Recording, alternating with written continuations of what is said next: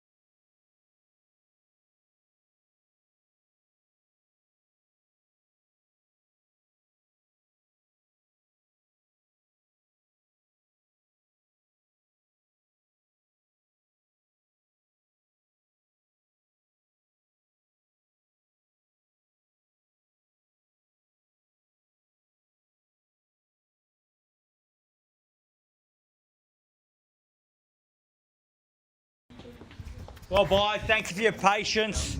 At 690,000, the bid's here at 690. I can say so, we're extremely close.